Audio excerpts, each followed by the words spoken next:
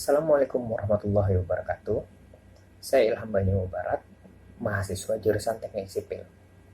Hari ini, saya akan menjelaskan sedikit tentang tugas laporan kerja praktik saya. Baiklah, kita mulai dengan latar belakang.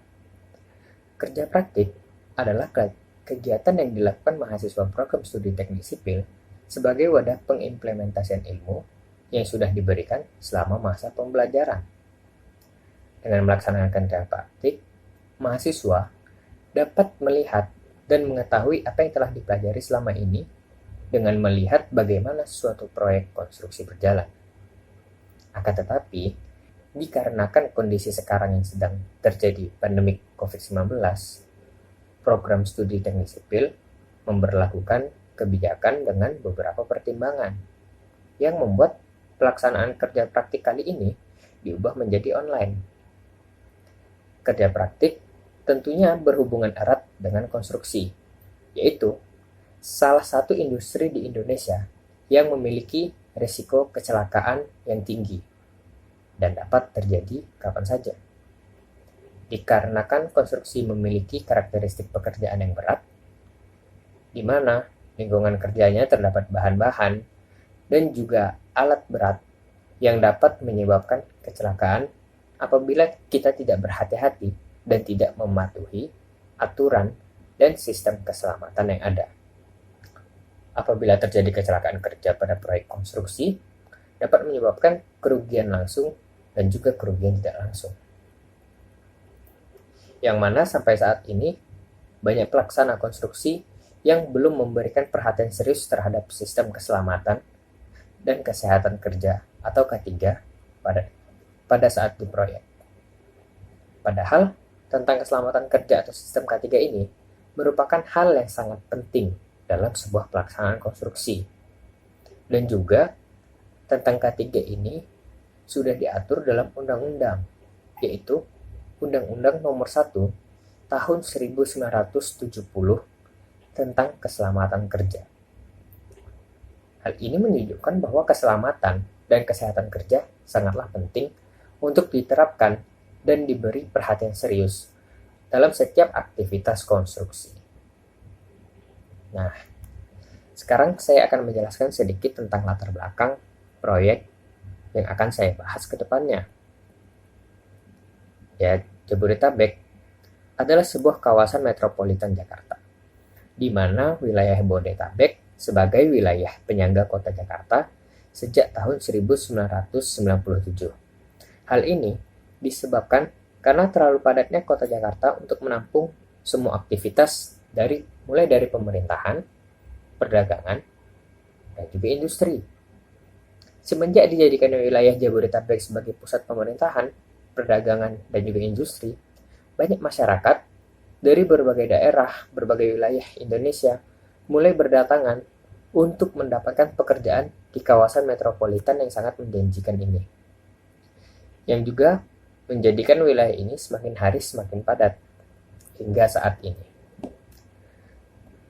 Dengan padatnya kawasan Jabodetabek menyebabkan kemacetan dan membutuhkan ruang mobilisasi yang semakin besar. Untuk memperlancar mobilisasi tersebut, maka dilakukan atau dilaksanakan pembangunan infrastruktur secara terus-menerus. Yaitu salah satunya adalah proyek tol jalan Becakayu seksi 2A Ujung, di mana Becakayu merupakan akronim dari Bekasi Cawang Kampung Melayu. Proyek jalan tol layang ini berada di Jalan Raya Kalimalang, di mana proses pengerjaan proyek jalan tol ini sekarang sudah mencapai 63,5% untuk seksi 2A Ujung. Nah, untuk data proyeknya, saya mendapatkan dari PT Kresna Kusuma Diandra Marga atau KKDM. Nama proyek ini adalah Tol Becakayu atau Bekasi Cawang Kampung Melayu.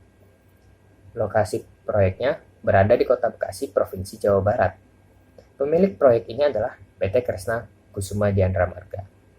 Kontraktornya menggunakan jasa dari PT Waskita Karya sedangkan konsultan pengawas dan perencananya dari PT Delta Global Struktur. Waktu pelaksanaannya adalah 210 hari kalender, sedangkan waktu pemeliharaan adalah 360 hari kalender. Untuk nilai kontraknya sebesar 850 miliar rupiah. Dan jenis kontrak yang digunakan adalah harga satu tetap atau fixed unit price. Sumber dana berasal dari PT Kresna Kusuma Dian Ramarga. Sedangkan untuk lokasi spesifik dari proyek tol Becakayu 2A Ujung dimulai dari Jalan Kiai Haji Nur Ali sampai dengan persimpangan Jalan Veteran dan Jalan M. Hasibuan, Kota Bekasi, Provinsi Jawa Barat, yang dapat dilihat pada gambar ini. Untuk data teknisnya, panjang jalannya sekitar 693 meter. Jenis struktur menggunakan fondasi bore pile.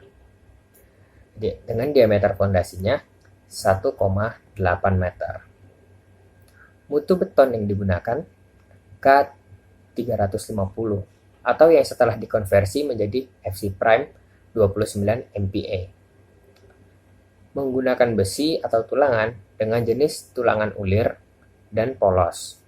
Dengan mutu baja BJTD 40 untuk tulangan ulir dan BJTP 24 untuk tulangan polos.